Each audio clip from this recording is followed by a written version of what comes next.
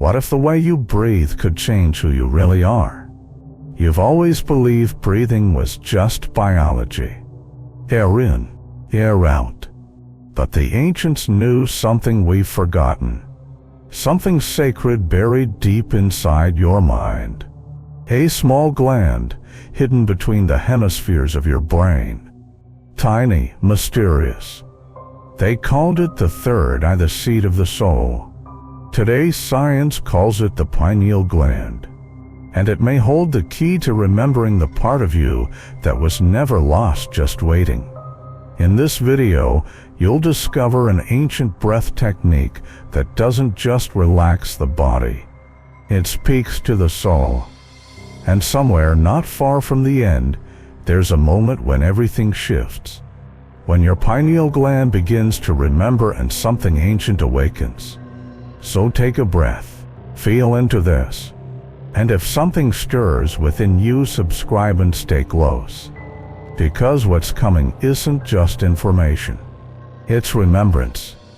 There is a light that shines not from the sun or the moon, but from deep within you. The ancients knew about it. They didn't call it science. They called it inner vision. In the center of your brain, nestled between the two hemispheres, rests a tiny, cone-shaped gland, the pineal gland. It's no bigger than a grain of rice, and yet it has been called the seat of the soul, the eye of wisdom, and the gateway to higher worlds. Modern medicine says it controls melatonin. It regulates your sleep. But that's just the surface. In ancient Egypt, in Vedic texts, by the angel Chakra, the sixth energy center. In mystical Christianity, by the single eye Jesus spoke of. If thine eye be single, thy whole body shall be full of light. Light. This word appears again and again. Because the pineal gland is photosensitive. It literally senses light. But here's the mystery.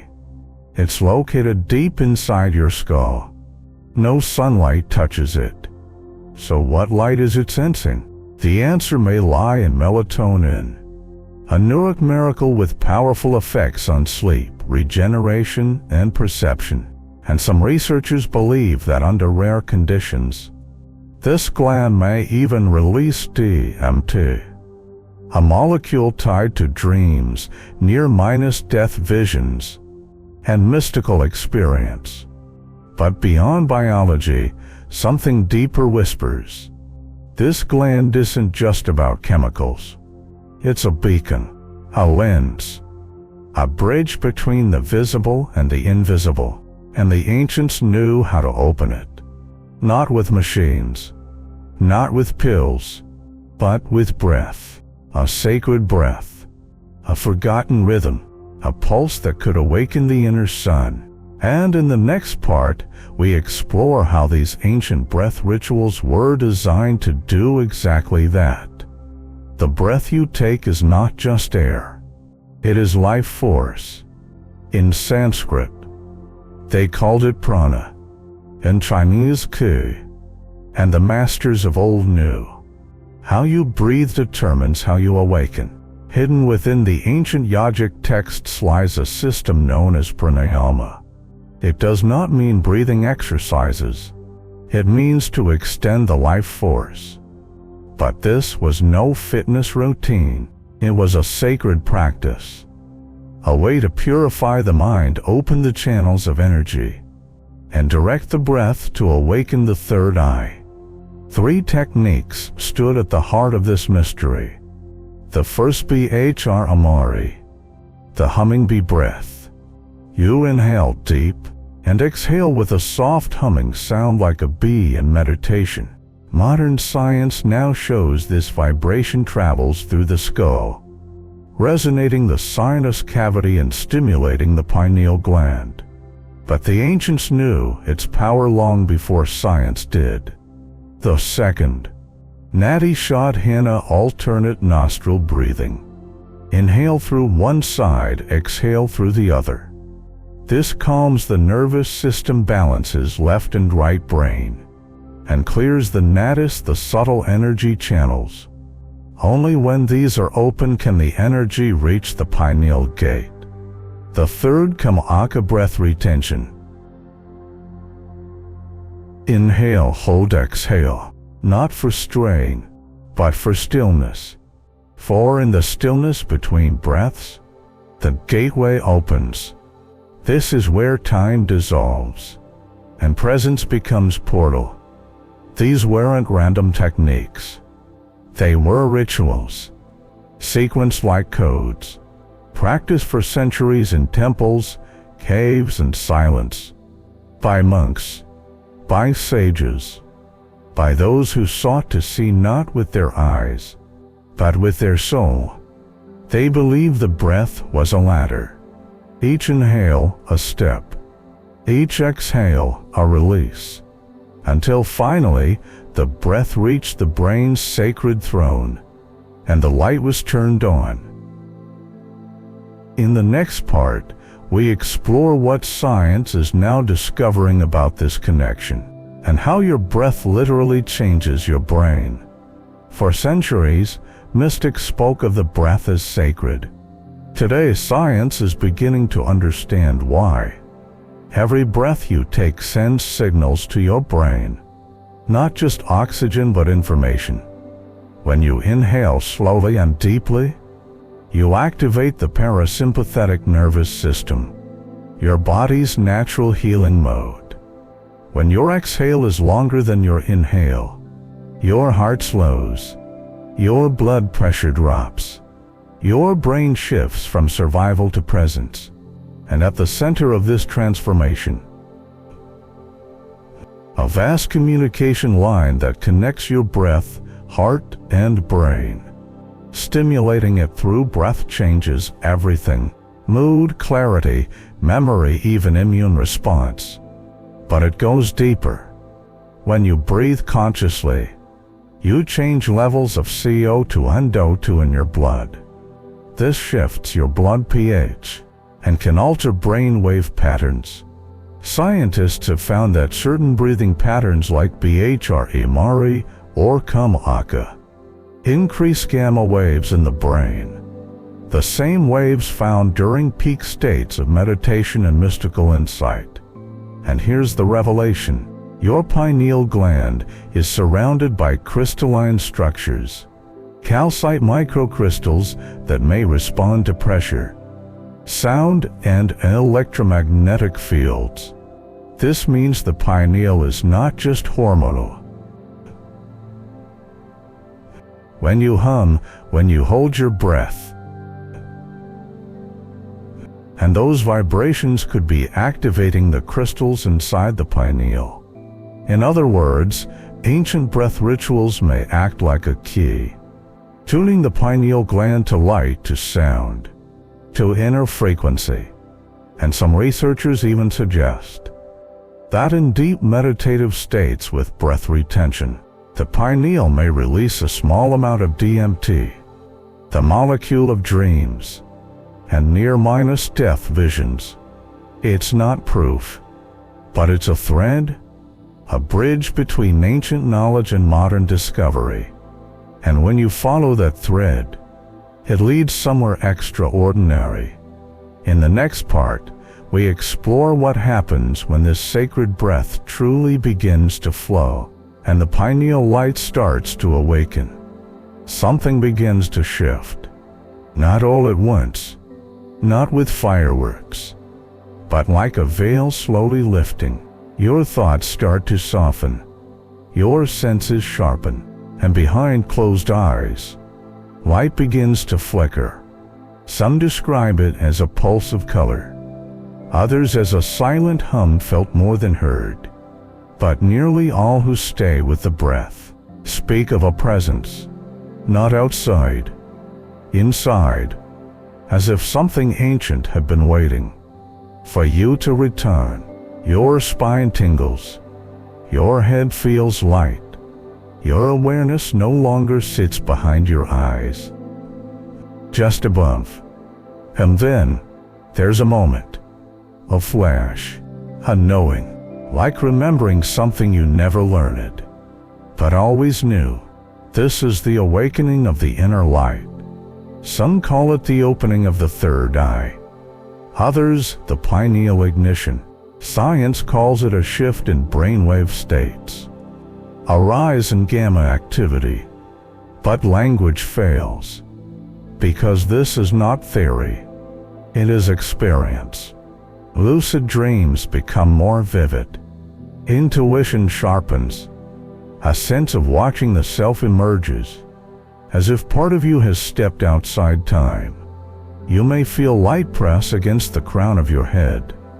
You may see images that feel not imagined, but remembered. And in deeper states, some report an experience of ego softening, or even ego death. Not dramatic, but gentle, as if the you thought you were is just a shadow of something far more radiant. This is not fantasy. It's the beginning of remembering, and it all starts with breath. In the next part, we explore why this sacred breath in the light it awakens was kept hidden, and why few are taught it today. They told you breathing was just biology. They said it brings oxygen, that it keeps you alive, but they never told you it could awaken something sacred, something ancient, because the truth is this knowledge was once protected, guarded, kept behind temple walls, taught only to initiates. The priests of ancient Egypt practiced breath rituals inside the halls of Amen. The yogis of India preserved it through silent lineage. The early Gnostics hid it within metaphors. Why?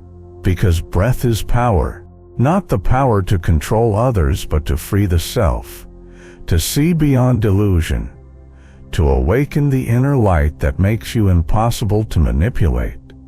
When the pineal is active, when the breath aligns with spirit, your perception changes. You begin to sense what lies beneath appearances. You no longer obey blindly, and that terrifies those who wish to rule through fear. For centuries, empires have sought to erase the direct path to inner knowing. They gave you dogma instead of experience, hierarchy instead of self revelation. They distorted sacred symbols, turned the third eye into myth. They called it New Age nonsense, or worse, dangerous. But the ancients knew.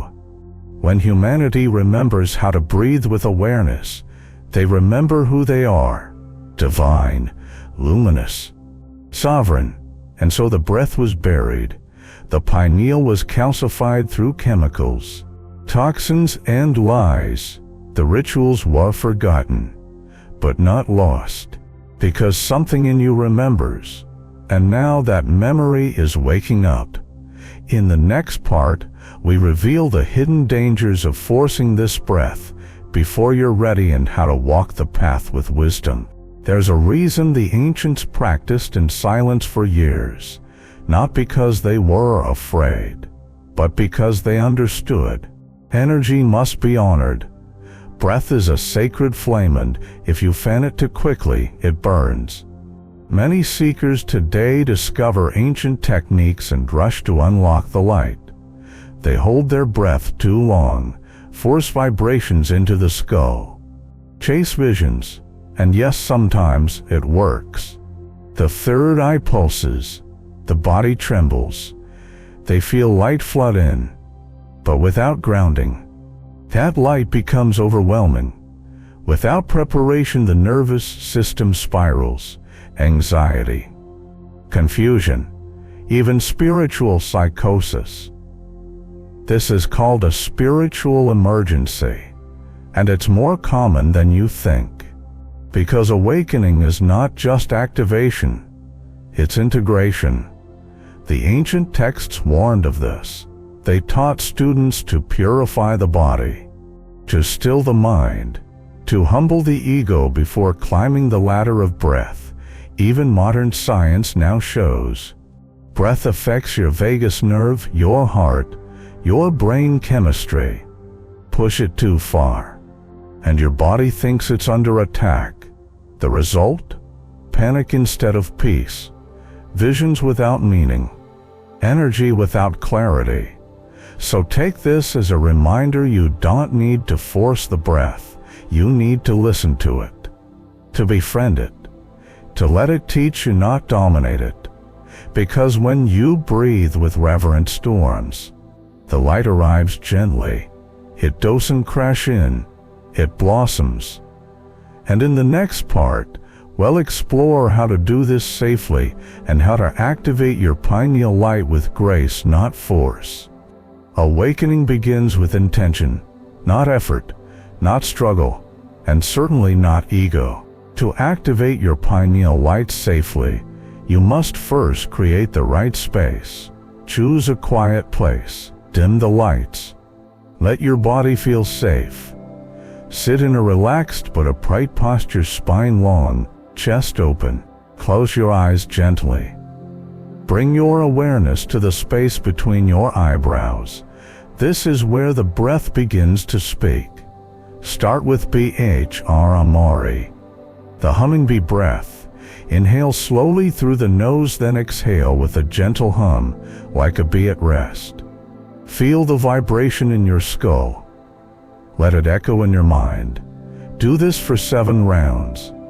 Then shift to Nadi Shodhana, alternate nostril breathing. Block the right nostril, inhale left. Switch. Exhale right. Repeat for 3 minutes. This balances the left and right hemispheres. It clears the channels. Only then begin Kamaka breath retention. Inhale deep. Hold the breath for a few seconds, no strain. Exhale slowly, rest. Feel the space between breaths. That stillness is the door. After a few rounds, focus softly on the center of your head. Imagine a point of light. No need to visualize perfectly, just feel. Allow warmth, vibration, or nothing at all.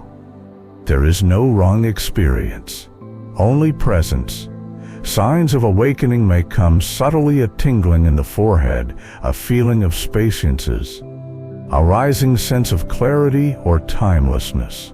Or it may come later, in a dream and a sudden insight. In a moment of deep peace, don't chase the light, invite it. And when it comes, thank the breath, thank the body, thank the silence.